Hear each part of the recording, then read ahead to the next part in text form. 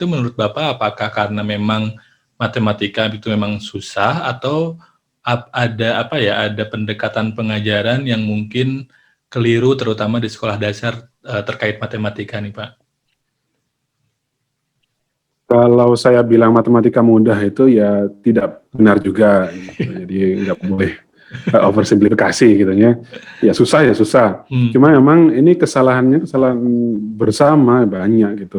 Sistemik istilahnya. Jadi dari yang dasar sampai yang kebijakan nasional pun bisa kita cari-cari kesalahannya gitu. Misalkan kalau di sekolah dasar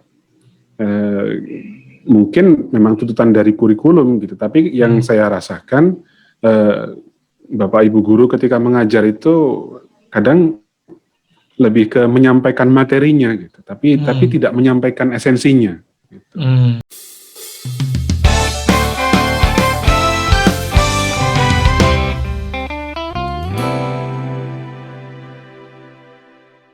Assalamualaikum warahmatullahi wabarakatuh.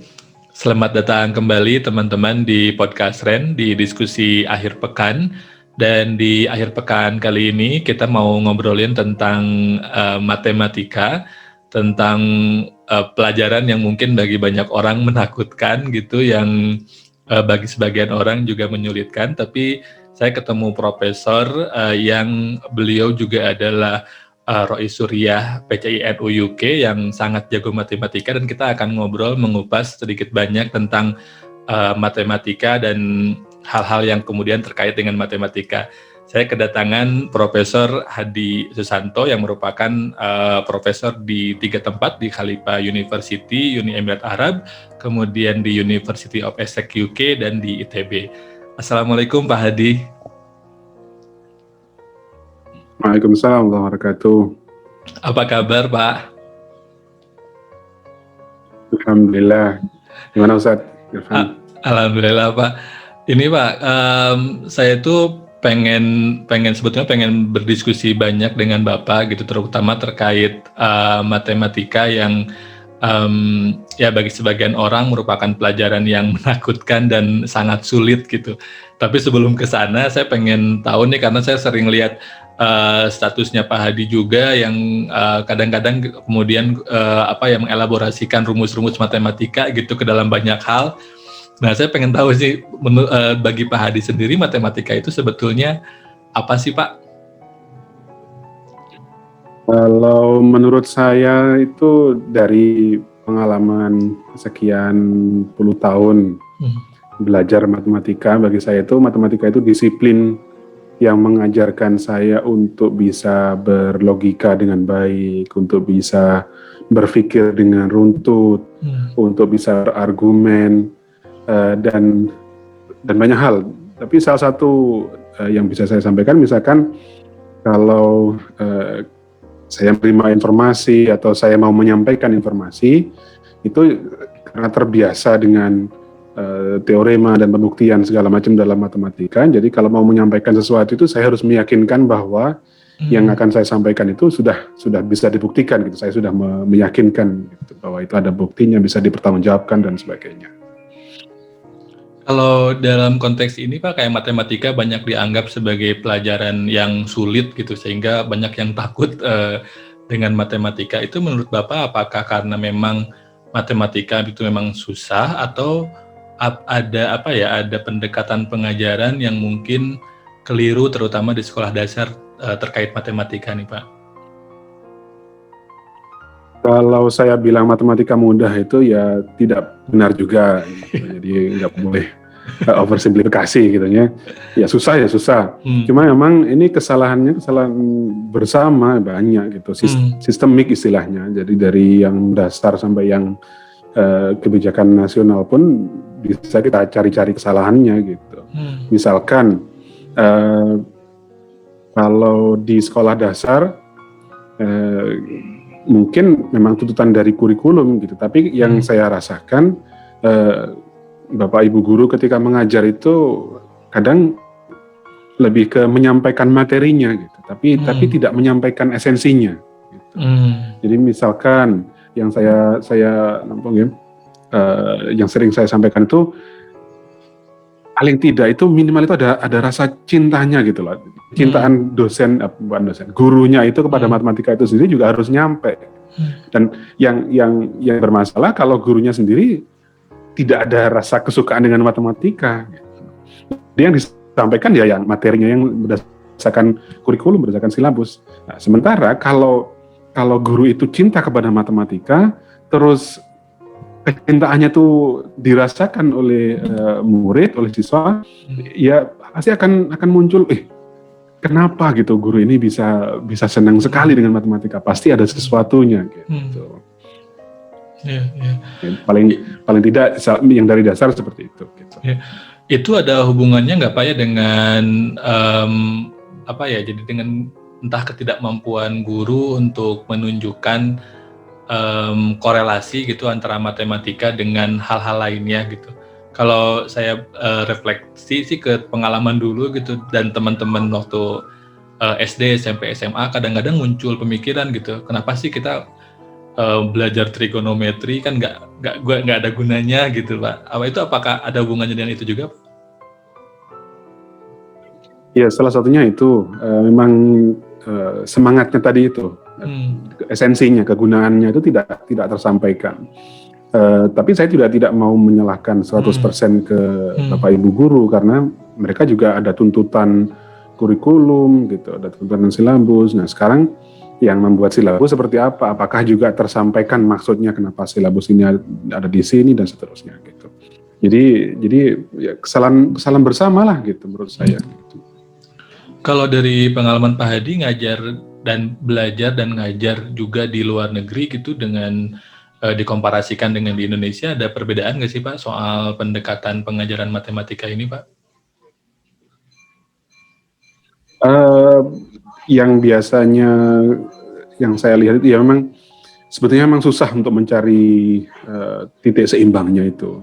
Itu pasti harus berdasarkan kajian yang panjang, diskusi yang intens gitu antara semua pihak. Ketika di Inggris misalkan yang saya rasakan itu secara umum kadang mungkin karena terlalu banyak bermain gitu, anak-anak itu jadi seharusnya materinya itu bisa lebih banyak yang disampaikan, yang dipelajari. Tapi bermainnya itu banyak. Nah, menurut saya juga kurang pas untuk budaya kita, budaya Asia dan salah satunya yang perbaikan yang dilakukan oleh pemerintah Inggris misalkan sejak beberapa tahun yang lalu itu ada kebijakan untuk mengadopsi pengajaran matematika dari Cina. Nah, ini sudah berjalan beberapa tahun ini. Dan saya kurang tahu yang terakhir, saya tidak mengikuti perkembangannya di setahun 2 tahun terakhir. Tapi yang sebelum saya ke Abu Dhabi itu salah satu klaim dari pemerintah keberhasilan adopsi ini adalah ranking PISA, evaluasi pendidikan itu untuk anak-anak Inggris itu naik. Gitu. Nah, apakah nanti gaya pembelajaran ini akan disampaikan secara nasional ke semua sekolah? Ya, saya belum tahu. Saya belum audit pengetahuan informasi untuk itu. Berarti sebetulnya kan kadang-kadang mungkin ada anggapan bahwa di Eropa pengajaran matematikanya lebih baik. Ternyata kalau barusan dengar cerita dari Pak Hadi sebetulnya nggak selalu seperti itu kasusnya ya Pak ya? Nggak selalu.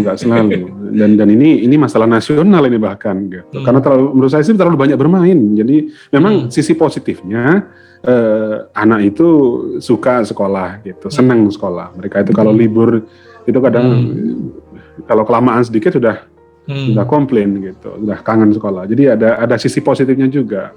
Nah, tapi yang sisi kurangnya menurut saya itu tadi karena kebanyakan main. Dan yang ya sama saja dengan di Indonesia, ada sekolah-sekolah yang bagus, ada sekolah nasional yang rata-rata gitu. Yang kalau sekolah-sekolah bagus, sekolah-sekolah swasta ya menurut saya sudah bagus, sudah proporsional lah gitu antara main-main dengan materinya itu. Kalau yang membuat Pak Hadi kemudian jatuh cinta gitu atau mendalami matematika itu apa Pak? Apakah memang ada misalkan ilmuwan yang inspiratif ataukah tidak sengaja gitu? Kalau kemarin ngobrol sama Mas Ataka, kenapa kemudian robotika dia bilang ini kecelakaan? Nah kalau Pak Hadi ini gimana Pak? Kalau saya harus mengakui emang ya ada bakat juga gitu kali ya. Jadi sejak kecil itu memang suka dengan matematika tanpa alasan yang jelas gitu. Nah cuma setelah besar saya pikir-pikir kenapa ya gitu saya suka. Nah, yang saya ingat waktu itu adalah perasaan bahwa kalau materi yang lain ini yang saya mungkin yang saya sarikan gitu, saya cari hikmahnya, saya cari alasannya gitu. Kalau materi yang lain misalkan sejarah gitu kan banyak hafalannya, terus harus melihat keluar gitu banyak hal yang harus kita pelajari. Begitu juga dengan pelajaran IPA gitu, misalkan di waktu sekolah gitu kita ada eksperimen, ada keluar. Nah sementara kalau matematika ya sudah itu di meja itu saja kita belajar gitu. Dan ya, jadi perasaan itu jadi yang kita belajar ya di kertas itu gitu loh. Dan kita imajinasi kita jalan gitu. Lu berjalan-jalan walaupun kita hanya berhadapan dengan kertas gitu. Dengan angka-angka itu yang apa ya. Ya kemudian ketika saya hubungkan dengan ketika saya di ITB misalkan S1 belajar matematika terapan, permodelan matematika. Oh ternyata ya barang-barang yang sangat besar, pergerakan planet, itu bisa dibuat menjadi angka-angka yang kita mainkan di atas kertas gitu. Iya, gitu. Mungkin itu penjelasannya, mungkin. Waduh. Itu apa ya? Kalau itu kan pasti susah ya Pak, apa namanya kayak menerjemahkan sebuah sistem kayak semesta tadi kemudian dibikin menjadi model matematika gitu. Apa ya? Jadi saya jadi ingat dulu tuh pernah baca biografinya Galileo Pak. Terus kemudian ada satu kalimat yang saya masih ingat sampai sekarang gitu, bahwa kalau nggak salah lebih kurang Galileo itu bilang fisika dan matematika itu gerbangnya alam semesta gitu. Mungkin itu ya Pak ya, apa namanya yang tadi Bapak jelaskan. Ya, apalagi kalau saya yakin kalau Galileo itu hidup di masa sekarang tidak hanya fisika matematika, tapi segala ilmu itu sapikan. Bahkan ilmu sosial pun sekarang kan disebut dengan social science, gitu. Science juga, gitu. Tidak hanya natural science, gitu ya. Dan aplikasi matematika di social science juga banyak. Ilmu ekonomi yang mungkin kalau di Indonesia kita bilang ilmu sosial, ternyata yang dapat hadiah Nobel di bidang ekonomi yang profesor matematika juga banyak gitu. Jadi ya jadi udah nggak ada batasnya antar ilmu itu. Jadi sekarang justru malah ini ya, malah banyak yang lintas disiplin gitu ya Pak ya berarti.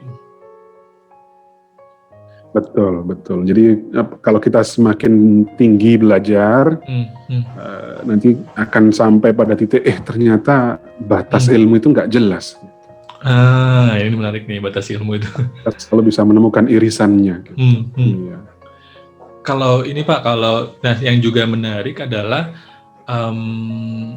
ada yang kemudian kayak menerjemahkan atau menafsirkan Al-Quran dengan pendekatan matematika, atau yang dia klaim, entah apakah itu memang betulan matematika atau mungkin kayak yang dia klaim aja, tapi tafsiran itu kemudian kayak menghitung gitu, misalkan ayat ini sekian berarti diperkirakan akan terjadi hal apa sekian, atau mungkin menghitung ayat apa berapa kali disebut dalam Al-Quran, kemudian diterjemahkan atau ditafsirkan seperti apa. Atau misalkan kayak bahwa Al-Quran itu terdiri ada hitungan angkanya 11 atau 13 gitu yang merupakan bilangan prima. Nah kalau dari perspektif Pak Hadi itu gimana Pak soal itu?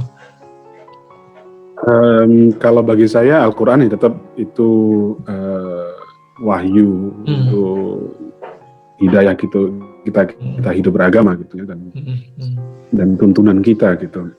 Kalau ada yang menemukan seperti itu bagi saya hikmahnya gitu loh. Tidak berarti itu yang memang matematikanya itu memang harus bisa dipakai dalam menafsirkan Al-Quran. Bahkan kita seringkali harus berhati-hati jangan sampai ternyata yang kita anggap sebagai matematika Al-Quran itu ternyata sekadar otak-atik gatuk gitu, yang apa ya, kita pas-paskan saja gitu. Jadi harus berhati-hati. Tapi misalkan yang saya lupa angka berapa tadi, mungkin yang Irfan itu bilang yang ke-13 siapa itu yang di Amerika itu malah mengatakan ada satu surat dalam Al-Quran yang pasti salah itu penulisannya karena tidak sesuai dengan yang dia rumuskan. Bahkan pada akhirnya si perumusnya itu bahkan pada akhirnya kan mengaku sebagai nabi kan. Waduh. Iya, itu memang harus berhati-hati. Ya, soalnya dulu juga pernah ada buku yang memang penulisnya juga nggak terlalu clear siapa gitu tuh. Kemudian dia menghitung ayat Al-Quran dan memprediksi bahwa tahun 2020 akan apa gitu. Kemudian tahun 2020 sekian akan terjadi apa dan nggak kejadian semua. Nah kalau ini Pak, kalau soal mistisisme angka itu gimana Pak? Dulu tuh pernah baca Anne-Marie Schimmel atau siapa gitu, lupa lagi. Terus dia menjelaskan bagaimana angka dipersepsikan memiliki apa ya, unsur mistisismenya gitu, terutama dari kalangan tradisi agama Ibrahimiyah gitu, Yahudi, Kristen, dan Islam. Itu kalau dari sudut pandang matematikawan gitu seperti Bapak itu seperti apa Pak? Kalau menurut saya pribadi ini ranah yang di luar yang saat ini sains bisa pelajari gitu. Dan ini kadang yang kita juga harus berhati-hati kalau mau jadi saintis gitu. Jangan sampai kita beranggapan bahwa yang benar itu yang bisa kita indra gitu. Sehingga dunia gaib karena tidak bisa kita indra, kita tidak bisa kita analisa dengan ilmu sains yang ada yang dipelajari di dunia barat, akhirnya nggak mungkin ada gitu. Jadi ini juga kita harus juga hati-hati gitu, bagaimana memadukan keduanya supaya bisa berjalan dengan baik. Yang mistisisme tadi menurut saya ya bagian dari dunia yang saat ini masih belum tersentuh oleh sains barat gitu, yang kita sekarang sedang nikmati kebesarannya gitu. Kalau boleh menambahkan, saya mau menceritakan sedikit yang disampaikan oleh salah satu profesor Islam. Ya, kita juga bisa berargumentasi apakah Islam atau benar gitu ya, Islam atau bukan gitu. Salah satu profesor Islam yang mendapatkan hadiah Nobel, yaitu Abdul Salam. Nah, Abdul Salam ini ketika mendapatkan hadiah Nobel, ketika menerima penghargaan itu, dalam pidato resminya beliau mengutip ayat Al-Quran, surat Al-Mulk, bahwa beliau bisa tertarik fisika, belajar penelitian dan sebagainya sampai mendapatkan hasil yang dihargai sedemikian rupa, itu karena beliau terinspirasi oleh ayat Al-Quran, yaitu tantangan Allah dalam surat Al-Mulk. Dan menurut saya ini juga kombinasi seperti ini yang perlu kita lanjutkan. Kalau ini Pak, kalau nggak salah ini mungkin agak keluar dari matematika ya, tapi saya jadi penasaran nih pendapat Pak Hadi selaku yang mendalami sains alam gitu ya, matematika ini. Jadi kalau di kajian-kajian tentang radikalisme itu ada satu temuan atau kalau nggak salah temuan yang menunjukkan bahwa ada beberapa kecenderungan bahwa yang kemudian terpapar radikalisme itu dari kalangan yang hanya belajar sains tanpa kemudian memiliki basic pengetahuan atau pemahaman keagamaan yang cukup gitu. Nah, kalau Pak Hadi sendiri ngelihat itu gimana, Pak? Ini agak susah dan sensitif memang diskusi kalau pertanyaan begini ya. Pertama kalau kita lihat, terutama kalau kita melihat sejarah yang sering kita banggakan tentang kemegahan atau kesuksesan sains Islam gitu, yaitu zaman Abbasiyah gitu. Dan kita tahu mereka juga Muslim gitu, sebagian besar lah, ya, karena tidak semuanya Muslim juga. Tapi kita tahu mereka mengembangkan ilmu pengetahuan sedemikian rupa, dan pada saat yang sama juga keislaman mereka juga sangat kuat karena menguasai dunia pada saat itu. Gitu. Jadi kalau kita bilang kalau kita belajar ilmu sains atau ilmu natural saja, maka lebih mudah gitu ya. Kalau dari sejarah sih tidak selalu begitu. Gitu. Nah, sekarang yang perlu kita bahas adalah kenapa yang demikian itu kesannya tidak ada pada zaman sekarang. Kenapa yang zaman sekarang itu seakan-akan yang belajar sains itu gampang, atau mungkin lebih khususnya yang natural science mungkin ya, natural sciences. Kenapa yang belajar natural sciences itu lebih mudah terprovokasi misalkan. Ya ini yang perlu kita dan saya pernah membaca emang bahwa seakan-akan itu ada switch buttonnya gitu loh, dari yang ekstrim kiri gitu bisa tiba-tiba menjadi sangat ekstrim kanan gitu. Iya gitu. Nah, kenapa tidak di tengah-tengah gitu ya? Mungkin memang karena sistem saat ini, sistem kehidupan kita saat ini seakan-akan belajar agama itu tidak terlalu penting dibandingkan dengan belajar ilmu dunia. Atau ya mungkin walaupun kita bisa berargumentasi bahwa agama, ilmu dunia dan ilmu akhirat itu sebenarnya tidak bisa dipisahkan dengan jelas gitu. Tapi bisa jadi karena ilmu agama itu dianggap tidak terlalu penting, sehingga kosong ilmu agama dari kecil dan hanya masuk ilmu-ilmu yang kita pelajari di sekolah umum gitu. Nah, ketika dewasa, ketika rasa kosong dari kehidupan akhirat itu tiba-tiba muncul, dan itu yang gampang gitu loh, gampang berpindah menjadi sangat ekstrim gitu. Mungkin seperti itu yang menurut saya. Jadi memang perlu dari awal kita tuh juga mengajarkan bahwa hidup di dunia itu dua-duanya harus jalan. Ilmu dunia jalan, ilmu agama juga jalan. Dan itu harus dari awal. Gitu. Insya Allah kalau seperti ini, ya akan memunculkan Muslim yang kuat di semuanya, sama seperti yang sekarang cuma kita bisa banggakan. Ya. Tapi untuk kiblatnya masih melihat ke barat, lagi ke sana gitu. Ya, ini juga mungkin juga sebaliknya juga berhubungan gitu.